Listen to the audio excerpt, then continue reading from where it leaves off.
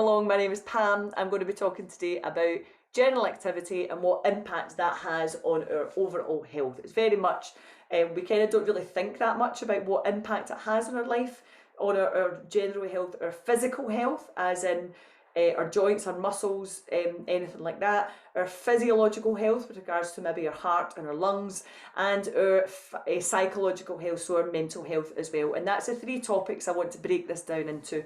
So general activity that we have through the day is called NEAT, so it's NEAT, non-exercise activity thermogenesis, and that's basically just what we do that isn't exercise, that isn't pushing you beyond that kind of comfort zone that you get in. So when you go to the gym for a workout, or if you go for a run or a swim or a cycle, not including that, it's just the general stuff that we do during the day, i.e. getting your steps up. It could be a little bit of movement through the day to get you up and down off of your workstation, stuff like that we're talking about. So rather than the actual exercise. So it's everything that's sort of non-exercise related, okay? And I have made notes so that I don't forget anything for you. So let's talk first about the physical benefits. So physically, thinking about the body with regards to our joints, our muscles, our ligaments, our tendons, things like that. So when we have that general activity, when we increase that general activity, it helps to reduce our aches and pains. So particularly if you are in that perimenopause, menopause or post-menopause stage, we can have a lot of joint aches and pains, and postnatally as well. You can have a lot of joint aches and pains because you're if it's hormonal, if it's postnatal, it could be hormonal, as well as just a change in posture. If you are in that perimenopause and postmenopause stage, that will could be hormone related. Again, it could be due to changes of posture, and maybe just because you're less active than what you used to be in comparison to maybe before that period of time. So it reduces aches and pains. It helps to reduce our stress levels. Cortisol is the stress hormone in the body, and we want to try to reduce that. So just by getting some extra steps, doing a little bit of mobility, walking up and down the stairs, walking a wee extra length to the next bus stop, or parking a bit further away from school to do the walk to school, can make a huge impact on that as well. So it reduces our stress. It increases our mobility. Mobility is very, very important because it's one of those things that we lose as we age. So everyone always says, oh, I need to improve my flexibility. Actually, a lot of the time it's the mobility that you have to improve, because if you don't have the mobility at the joints, then your flexibility isn't going to improve either. So mobility is the first point, and then from that you will then improve your flexibility as well. So just thinking about, and that's just doing things like this, maybe moving through each joint, major joint, so that you're getting moving, and you're increasing that kind of fluid in the joint as well. I've got a visitor coming in. So also it can help to boost energy levels. So when we are increasing our energy levels, we all need that generally, because just our daily lives, our work lives, our home lives, everything like that just can zap our energy levels quite a bit. So we want to make sure we are keeping the energy levels high. Bone density, it helps to increase the bone density. As we age, your bones reduce in density, so we do want to make sure we're keeping that, particularly for women. It means that you're less likely to experience easy breakages and stuff as we age, and that's one of the really important things we really should be thinking about as women. Also, I've put this in as a physical one because we know we always feel quite rested and quite restored and relaxed after a good night's sleep, so it definitely has that impact as well. So on to the physiological benefits of it. Again, bone health, that's going to have a physiological impact on the body. It's going to increase your heart health. It's going to reduce blood pressure because you're getting the blood circulating a little bit more as well. So you're thinking about your heart health there. Again, physiologically, it's decreasing stress, because stress it's sort of physical, physiological and psychological. So we are reducing our stress levels. The stress is on the physiological areas of our body. You're increasing your heart and lung capacity, and again, you're boosting your energy levels and increasing that capacity to sleep. So We know physiologically, again, because your body gets to restore when it sleeps. I'll do a bit more on this on another chat topic. But when your body gets to restore physiologically, then your sleep helps with that as well. Okay. Onto the psychological. So again, I'm going to talk about stress because, as I say, stress is in all these different capacities. So we know that kind of mental stress, as in the feeling of being overwhelmed, having a little bit too much on.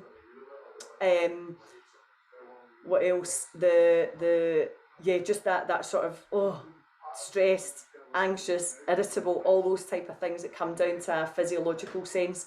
We're reducing the stress in that capacity as well. Reducing the feeling of being overwhelmed. Having that, maybe walking for the day, helps to increase your body's or your mind's headspace. So it just gives you that little bit of time out to switch off from the laptop, to switch off from family, to obviously we don't really switch off, but it just gets you physically out of the way of it as well. And that has a huge impact mentally.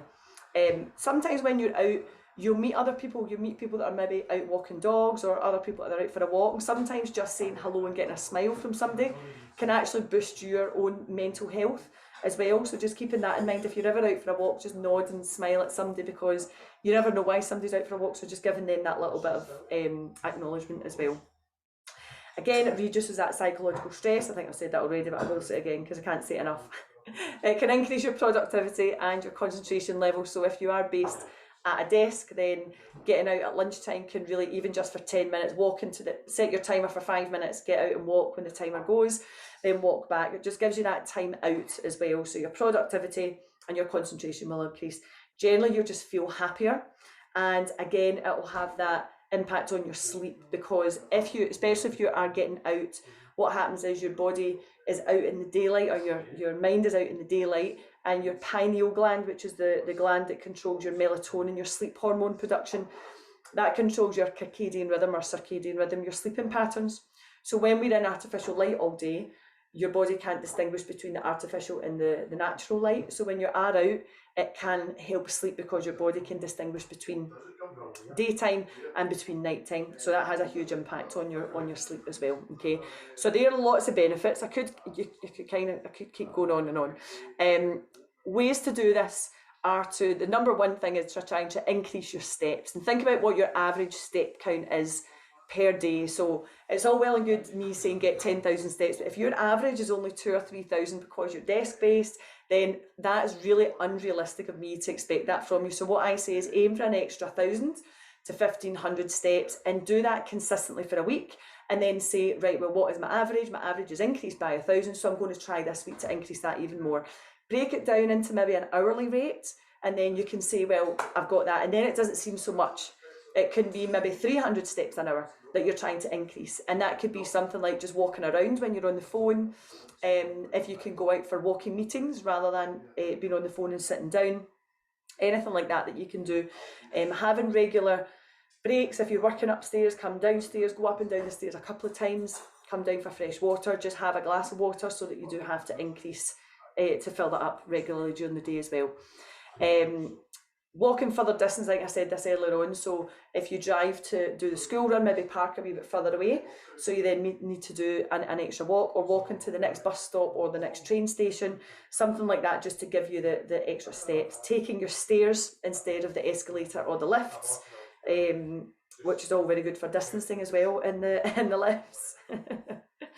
And yeah, just having that aim, basically having it in your mind. So these are all little things that are habit forming, and all these little things do really matter to your overall health. So we're thinking about, especially for women, your mental health, thinking about your bone health, your heart health, your respiratory, so your heart and lungs, aches and pains through the body, injuries, anything like that. We're wanting to try to minimise that as much as we can, and definitely doing that, increasing that non-exercise activity thermogenesis, or NEAT, is definitely the way to go. So try to increase that as much as you can, and the easiest way really to do it is by walking.